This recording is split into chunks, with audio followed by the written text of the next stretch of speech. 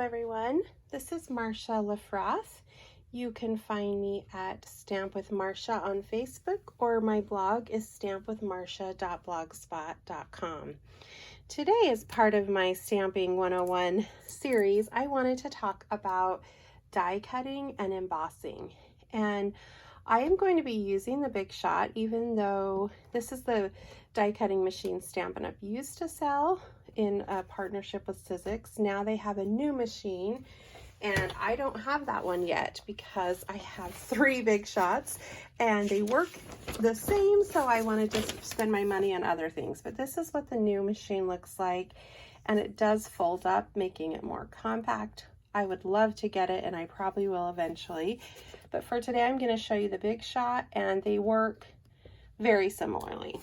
So when you first get your machine, whether it's Stampin' Up's machine or the Sizzix machine, let me just show it, it's going to come with a base plate, and that's what they call it in Stampin' Up terms. Sizzix is Big Shot platform.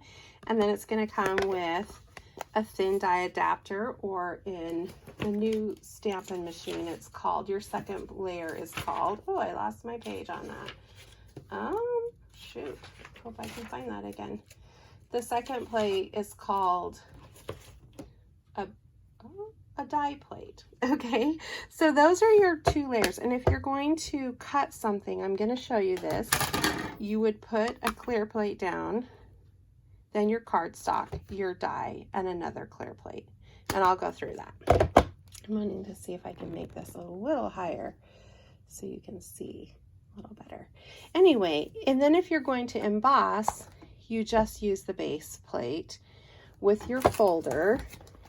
And depending on if it's a 3D folder or not, you will use 1 clear plate or 2. Oh, not that kind, sorry, just the clear plates. So I'm gonna go through all this. I was just trying to give you an initial heads up. So first, let's talk about die cutting, and at the end I'll show you how I store my dies. There are 2 kinds of dies. There's the kind that cut detailed items you can use on their own, and there's the kind that frame something you've already stamped. So let's do a detailed one like this. Actually, I'm going to do a framed one first. So I have this image I've already stamped, and this is meant to go with these stamps, and it's going to frame and cut it out for me so that I don't have to cut it myself. Now, I can use this platform the way it comes. I'm going to use one of my more used plates because I like to keep my new ones for embossing, and I have some old beat up ones. Now, I can put this on here and cut it out, but I like to have a magnetic plate instead. So if you have the Stampin' Up! New Big Shot, or they don't call it Big Shot, die cutting machine, there's a plate you just put on top instead of your clear plate. And then if you, or is it? Gosh, I want to make sure I'm telling you right. It replaces a cutting plate. Yeah, instead of, these are called cutting plates. But I like to use a magnetic platform. That's in the old, if you have a Big Shot, you can just buy a magnetic platform that you use to die cut on. And it just depends on if you like having magnets or not. The reason I like having it, especially if I'm framing something, is then that magnetic will hold it in place and I don't have to worry about it sliding around. So I get it lined up, and then I put my clear plate on top and I roll it through, and that's going to make my camera shake. And then it perfectly cuts out my little image.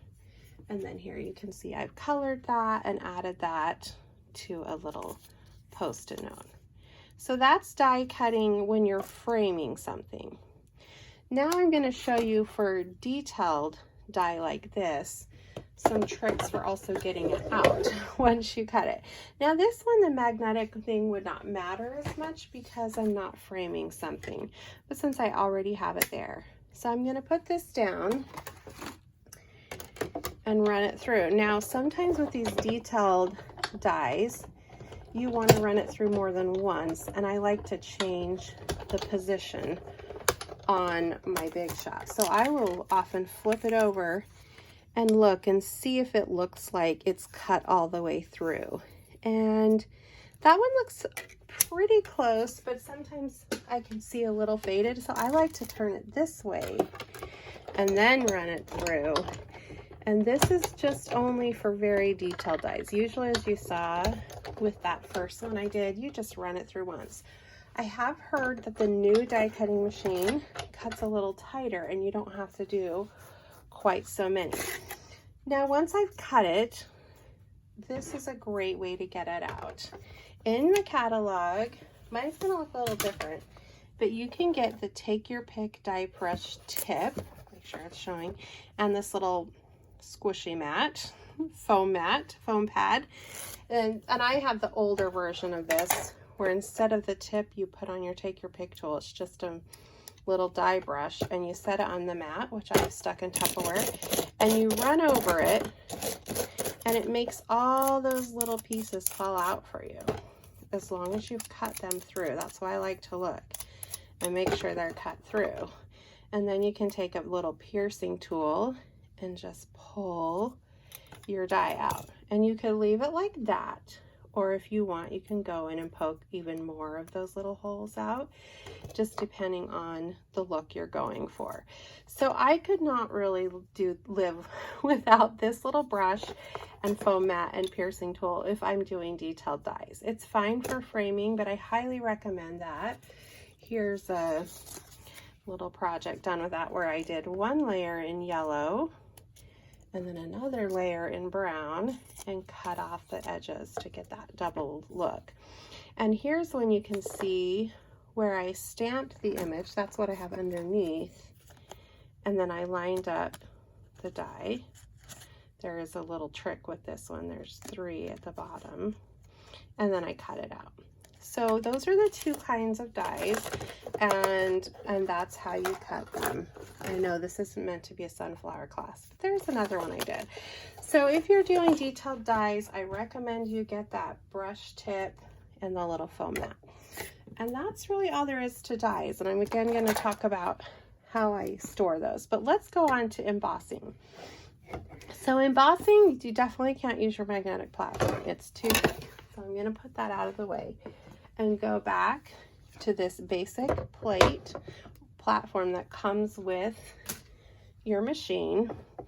And then we're going to talk about the different kind of folders.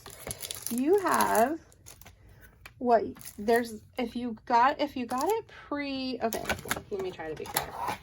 If your folder says 3D embossing folder on it and it just has Stampin' Up! At the bottom and it's thick, that is one kind of folder, okay? And I have written on here, use your blue plate, but now it's not blue anymore. I'm kind of using outdated stuff.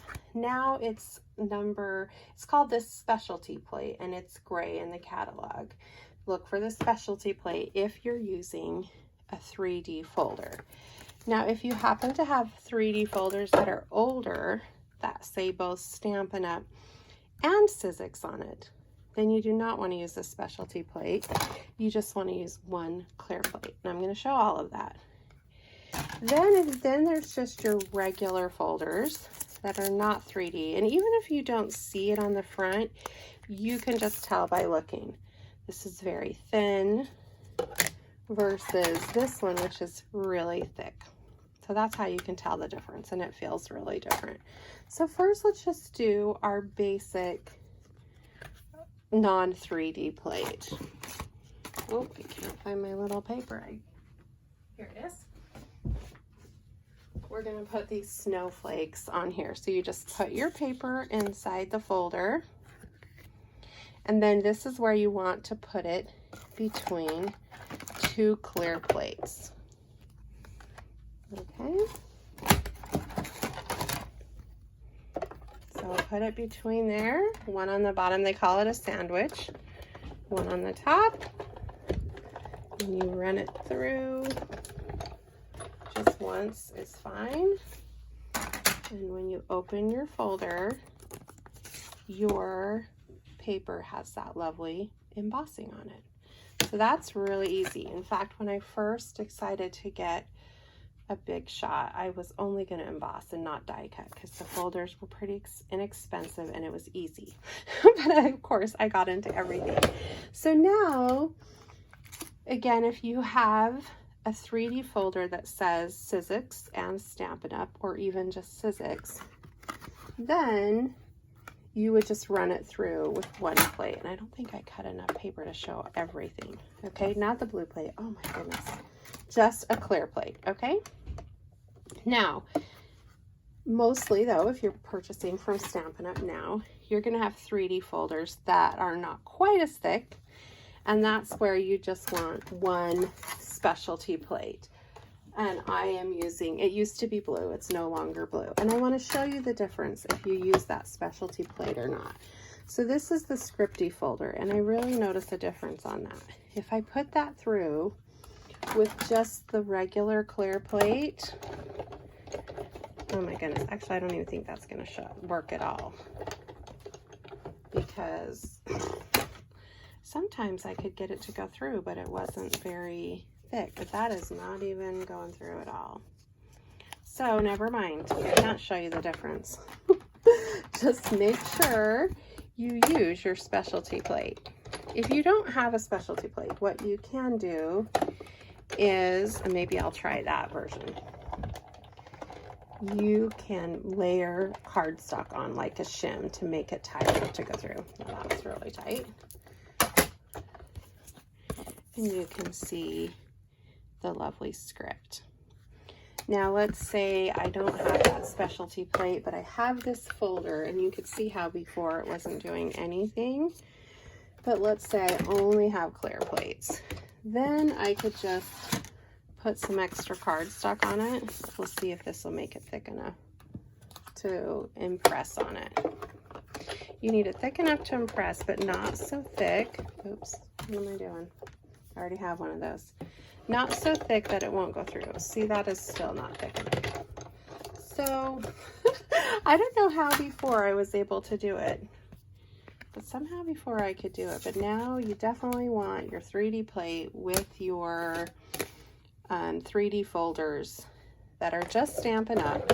And if they are the old, what did they call these? It'll say on here, textured impressions folders that are thick and they have Sizzix on them, then you just use one clear plate. I'll have that paper now since it didn't work for the other to run it through. Okay, and you want to be careful not to have your plastic come out the sides, because if you do, then that's how it gets torn like that. It still works, but you want to put it in the fold end and watch out. And that somebody used it this way. I say somebody because of course it wasn't me, but actually it could have been me. I don't know. So anyway, I hope that was helpful, even though I know I kind of was mumbling my words and a little confusing. So now let me talk about when I just keep my folders in their original package, but I cut the bottom off so that I can slide it in and out without having to untape it. And a lot of people don't even keep those. That's just me. But let's talk about the dies. When you get them, this little thing is tucked under there, and it's almost impossible to get it tucked back under there. So I'll show you what I do. But they come on this paper that's kind of sticky, and you have to peel these off. And it's kind of, I'm always worried about bending them, so I don't like to do that much. I like to put mine on magnetic sheets. Now you can buy these already made for you, but I have found the most economical and also good strength is these magnetic vent covers from Lowe's. I find that they're nice and strong because I bought some on Amazon that were really wimpy and didn't even hold the magnetic wasn't strong enough. So it comes with 3 big sheets, and I just kind of cut it to the size of whatever my folder is. So if it's this size, I do that. I just lay this on. This is really not sophisticated. And I cut it with scissors, like some strong scissors, like I'm using my sewing ones, which could be dulling them, but I do that. And then I will transfer, and I like to be careful as I do this because I want to keep it, they're like a puzzle sometimes to fit everything on here. So I want to be able to look at that and follow where things were before. Sometimes I even take a picture, just depends. So I'm going to stick those all, oh, see, I turned it around. But I just stick them back, and then I'll show you the way I close my things. Although I just was with a friend and she cut her top off, and that appeals to me too. This is the new Treat. Does that fit in there? Yeah, Treat die box.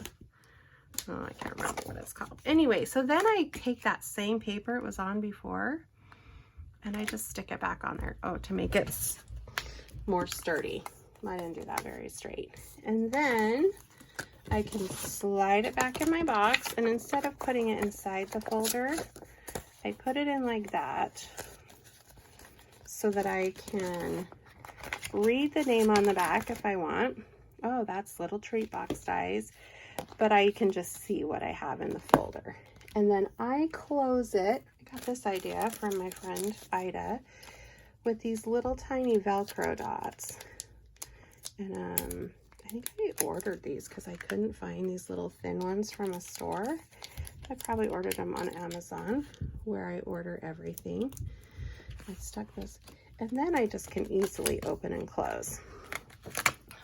But my friend, recently we were cutting together, and I noticed on hers, she just cut that flap off entirely, and then she could just slide it in and out.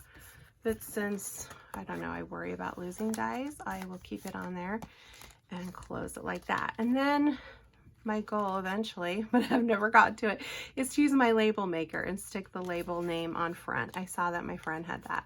But for now, it's all I can do to get these on magnets. So that's how I store and die cut and emboss. And if you have any questions, just let me know. Thanks. Bye.